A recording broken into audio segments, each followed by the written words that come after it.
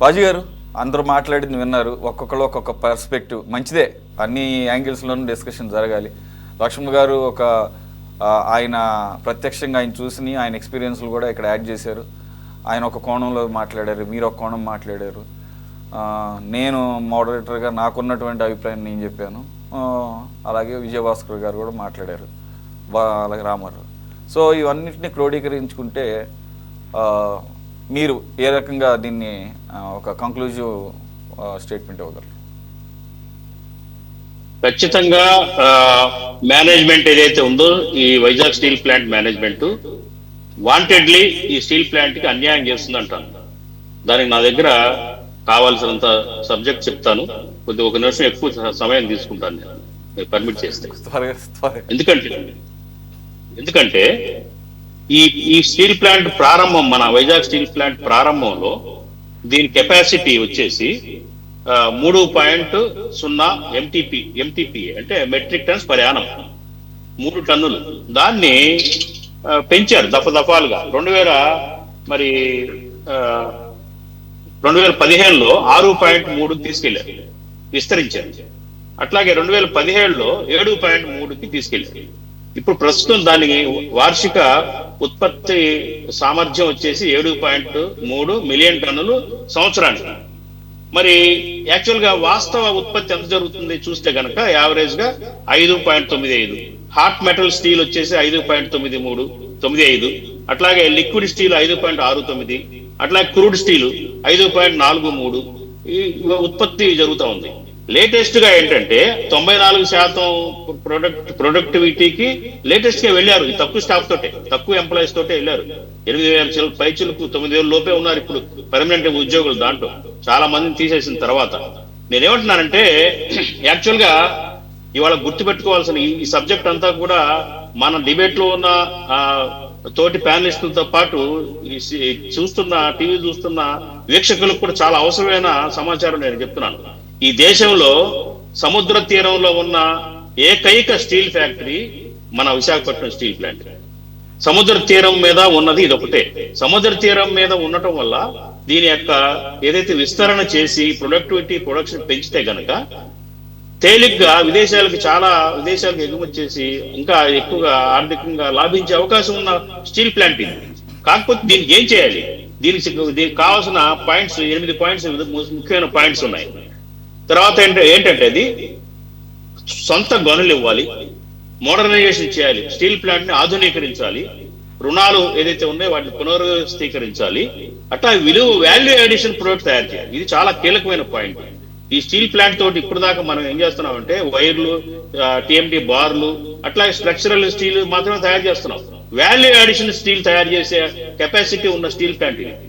అది దాంట్లో ఏంటంటే విలువ ఆధారిత, అంటే ఆటోమొబైల్ రంగానికి కావాల్సిన స్టీలు, అట్లాగే రైల్వేస్ కి రక్షణ రంగానికి కావాల్సిన స్టీల్ ని, అట్లాగే స్పెషలైజ్డ్ స్టీల్ ఏదైతే ఉన్నాయో కొన్ని స్పెషలైజ్డ్ స్టీల్ ప్రొడక్ట్స్ కూడా తయారు చేసే అవకాశం ఉన్న స్టీల్ ప్లాంట్.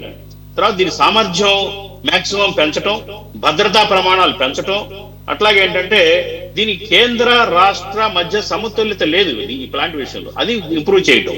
దీనికి దీర్ఘకాలికంగా మరి యూనియన్స్, రాష్ట్ర ప్రభుత్వం, కేంద్ర ప్రభుత్వం, మేనేజ్మెంట్ నలుగురితోటి ఒక మంచి ప్రణాళికతోటి తీసుకుని వెళ్లాల్సిన అవసరం ఉందండి.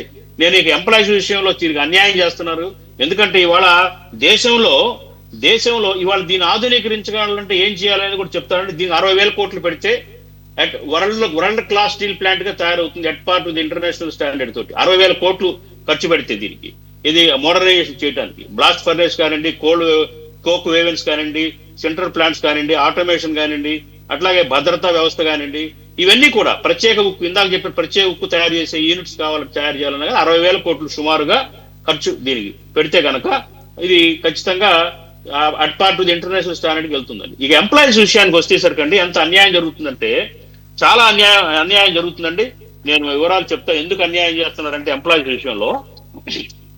ఇప్పుడు ఇవాళ దేశంలో అత్యధిక సామర్థ్యం ఉన్న స్టీల్ ప్లాంట్ ఏదయ్యా అంటే కర్ణాటకలో జేఎస్డబ్ల్యూ దండి. జేఎస్డబ్ల్యూది చాలా ఎక్కువ కెపాసిటీ, 17.5 ఎంత ఉంది దీనికి కెపాసిటీ. అయితే ఏంటంటే దీంట్లో ఎంప్లాయీస్ సంఖ్య చాలా తక్కువ. Automation, totally advanced technology.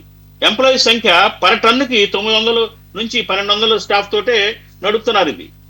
అట్లాగే గవర్నమెంట్ సెక్టార్ లోకి వచ్చేసరికి ఇప్పుడు టాటా స్టీల్ ఉందండి, కళింగా స్టీల్ ఒరిస్సాలో ఉన్న కళింగా స్టీలు, అది టాటా వాళ్ళదండి స్టీల్. ఇది బెస్ట్ స్టీల్ ప్లాంట్, అత్యాధునికంగా ఒక మోడల్ అన్నమాట. Best modernization, latest advance world class technology ఉన్న స్టీల్ ప్లాంట్ అండి.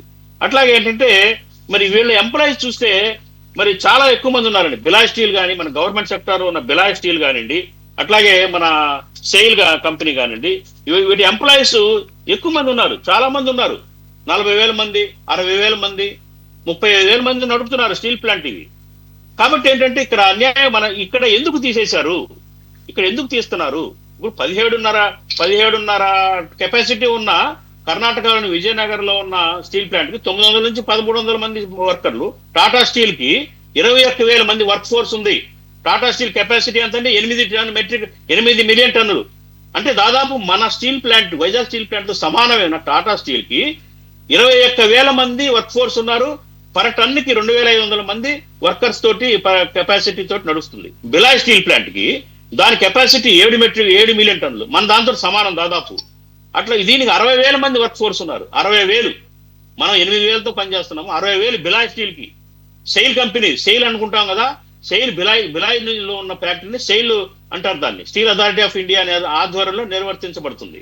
అట్లాగే బొకారో స్టీల్ అండి, బొకారో కూడా సెయిల్ ఆ భాగంలో అంతర్భాగమే. దాని కెపాసిటీ 4.5 మిలియన్ టన్నులు. దానికి 25,000 మంది వర్కర్స్ ఉన్నారు. 25,000 నుంచి 30,000 మంది వర్కర్స్ తోటి నడుస్తున్నది. మరి వైజాగ్ స్టీల్ ఏం పాపం చేసుకుందండి? 7.3 మెట్రిక్ టన్నుల ఉన్న వైజాగ్ స్టీల్ ని కేవలం ఎంతమంది అండి? ఇది మనకు 9,000 మంది ఉన్నారు పర్మనెంట్ ఎంప్లాయీస్. కాబట్టి చాలా అన్యాయం. 1200 పర్ మెట్రిక్ టన్, మిలియన్ టన్నుకి 1200 మంది తోటి మన ప్లాంట్ రన్ అవుతుంది. కాబట్టి ఇక్కడ ఒక ఇవాళ దేశంలో ఉన్న మిగతా స్టీల్ ప్లాంట్ తో పోలిస్తే కనుక తీవ్రమైన అన్యాయం వైజాగ్ స్టీల్ ప్లాంట్ జరుగుతుంది అంటే ఈ ఎగ్జాంపుల్ చాలు.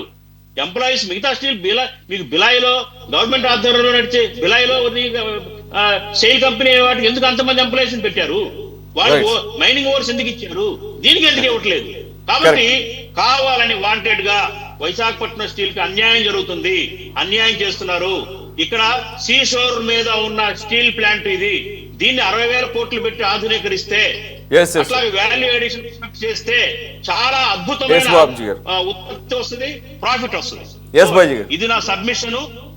కాబట్టి ఈ దిశగా కార్మిక సంఘాలు కానివ్వండి, ప్రభుత్వాలు కానివ్వండి, మరి ఆ దిశలుగా తీసుకెళ్తే కనుక ఖచ్చితంగా ఇది మరో లెవెల్కి నెక్స్ట్ లెవెల్కి వెళ్ళిపోతుందండి మన విశాఖపట్నం స్టీల్ ప్లాంట్. మీరు 60,000 కోట్ల రూపాయలు అన్నారు. అంత అంటే మీరు అన్నది కరెక్టే. అన్నిటినీ బేరీజ్ వేసుకొని ఫుల్ ఆటోమేషన్ జరిగి ఏదైతే తక్కువ మ్యాన్ పవర్తో, ఇప్పుడున్న తక్కువ మ్యాన్ పవర్తో రన్ అవ్వాలంటే ఆటోమేషన్ జరగాలి. ఆటోమేషన్ జరగాలంటే మీరు అన్నట్టు 60,000 కోట్లు పెట్టాలి. 60,000 కోట్లు పెట్టాలని కూడా అక్కడ వాళ్ళు అట్లా ముందు అసలు అన్నిటికన్నా ముఖ్యమైనది ఫస్ట్ చేయాల్సింది ఆ స్టీల్ ప్లాంట్కి క్యాప్టివ్ మైన్స్ ఇవ్వాలి, సొంత గనులు కల్పించాలి, లేదంటే సెయిల్లో కలపమని చెప్పేసి అంటున్నారు. ఈ రెండు ఏదో ఒక ఆల్టర్నేటివ్. అది చేసిన తర్వాత ఇంకా మిగిలిన వాటిని ఆటోమేషన్ చేయటం ఇవన్నీ అక్కడ కోరుతున్నది మొదటిగా అది. రెండోది మీరు సీషోర్ పక్కన అన్నప్పుడు ఇది కూడా మొన్న బయటకు వచ్చింది. ఎప్పుడైతే అడ్వాంటేజ్ ఉంటుందో ఒక డిసడ్వాంటేజ్ కూడా ఉంటుంది. ఏంటంటే మెయింటెనెన్స్ పెరుగుతుంది, అక్కడ త్వరగా తుప్పు పట్టిపోతాయి అని అంటారు జనరల్గా. కనుక ఏదైనా సీషోర్ పక్కన ఉన్నప్పుడు, ముంబై కూడా అంతే, అక్కడ స్టీల్ రిలేటెడ్ అన్నీ కూడా త్వరగా తుప్పు పడతాయి కంపారిటివ్గా మిగిలిన డ్రై ప్లేసెస్తో పోల్చుకుంటే. అలాంటప్పుడు దీనికి ఇంకా మెయింటెనెన్స్ ఎక్కువ చేయాలి. అది కూడా మామూలు మెయింటెనెన్సే కరువు అయిపోయిందని అంటే సీషోర్ పక్కన ఉంది అని చెప్పేసి ఎప్పటికప్పుడు తుప్పు పట్టకుండా మెయింటైన్ చేసే పరిస్థితి కూడా లేదు. అంత దుర్భరమైన పరిస్థితుల్లో పనిచేస్తున్నారని చెప్పేసి మరి కార్మిక సంఘాలు అంటున్నాయి. సరే, కార్మిక సంఘాలు పక్కదారి పెట్టేసిన కార్మికులు చెప్పేది అయితే వినాలి కదా.